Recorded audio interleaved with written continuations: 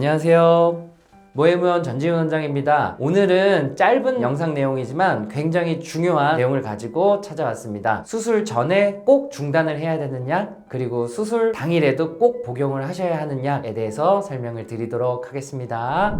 그래서 오늘 PPT 제목은 모발 이식 전에 중단해야 하는 약, 그리고 꼭 복용해야 하는 약입니다. 중단해야 하는 약부터 설명을 드리도록 하겠습니다. 이것은 비단 모발 이식뿐만 아니라 쌍꺼풀 수술과 같은 일반적인 성형 수술에도 적용이 되는 그런 원리라고 보시면 되겠습니다. 가장 중요한 거는 이겁니다. 저희가 제일 중점적으로 보는 거는 혈액 응고와 관련된 약인지를 많이 봅니다. 수술을 하게 되면 필연적으로 피가 나게 됩니다. 그리고 피가 나면 일정 시간 지혈이 돼야 되는데 그 지혈을 막아서 수술 중에 출혈이 너무 많게 만드는 그런 약들은 중단해 주시는 게 좋습니다. 그래서 대표적인 약들로 아스피린, 플라빅스와 같은 약이 있고, 그리고 좀 특수한 경우에는 헤파린이라든지 와파린과 같은 약들을 복용하시는 분들이 계십니다. 예를 들어 본인이 심장 스텐트 시술을 했다, 그런 경우에는 아스피린, 플라빅스를 끊기 힘든 경우들이 많습니다.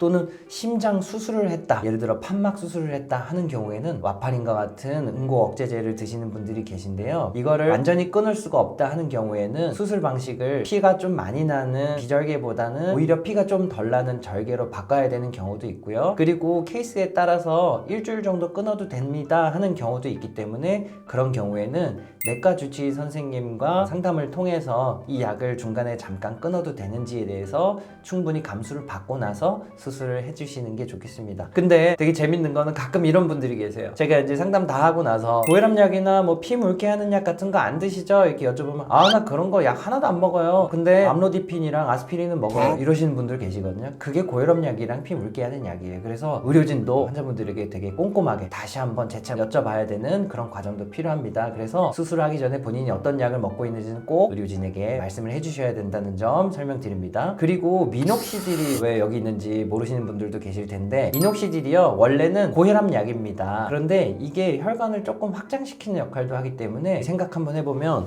이 혈관 터널이 조금 넓어져 있으면은 수술할 때 피가 조금 더 잘 나는 그런 경향이 있기 때문에 저희는 수술하기 일주일 전에는 미녹시딜을 꼭 중단하세요 라고 설명드리고 있습니다. 제가 이 코 수술을 하고 눈 수술하는 선생님들한테도 여쭤보니까 머리에 미녹시딜을 바른 분이다 하더라도 이쪽이 혈류가 좋아져서 피가 조금 더 나는 경향이 있는 것 같다 라고 말씀하시기도 하더라고요. 그래서 얼굴 수술하시는 분들은 본인이 수술하시기 전에 미녹시딜을 사용한다면 사용한다고 꼭 말씀해 주시는 것이 좋겠습니다. 그리고 위에는 이제 약들 설명드렸고, 영양제도 혈액순환 촉진하고 응고를 좀 지혈하는 경우들이 있습니다. 비타민 E 계열의 영양제라든지 홍삼, 오메가3와 같은 성분들은 피 응고를 조금 억제하고 지연시키는 역할을 하기 때문에 수술하시기 전에 본인이 먹는 모든 약, 그리고 영양제까지, 종합영양제에 비타민 E가 있는 경우도 있고 없는 경우도 있습니다. 그래서 이런 자세한 내용을 의료진에게 꼭 알려주시면은 중단을 뭐뭐 해야 되는지 알려드리고 있습니다. 그리고 그 다음 모발 이식 전에도 끊지 않고 꼭 복용해야 되는 약들입니다. 탈모약이라든지 만성질환 약은 대부분의 약들은 수술 당일에도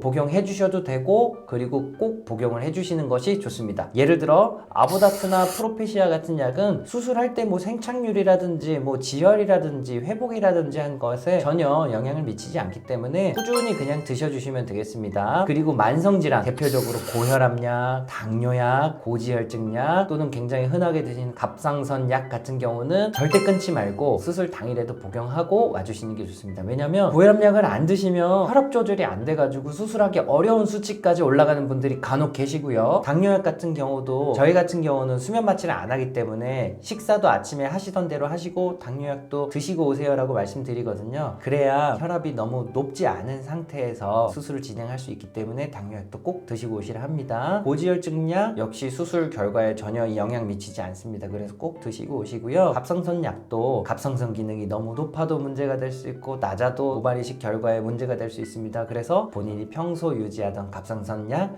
용량 그대로 유지하고 복용하고 오시도록 합니다. 물론 이 중에서도 만약에 피를 묽게 하는 약이 있다면 꼭 병원에 알려주시고, 중단이 필요한지 주치의 선생님과 상담이 필요하겠죠. 오늘은 모발 이식 수술 전에 중단해 주셔야 하는 약, 그리고 꼭 복용해 주셔야 하는 약에 대해서 설명드렸습니다. 앞에 드린 내용은 꼭 모발 이식 아니라 일반적인 수술에도 적용되기 때문에요. 어떠한 병원을 가시더라도 사전에 병원에 알려주시는 것이 좋기 때문에 일반적인 주의사항을 말씀드렸다고 생각해 주시면 되겠습니다. 앞으로도 좋은 영상으로 찾아뵙겠습니다. 감사합니다.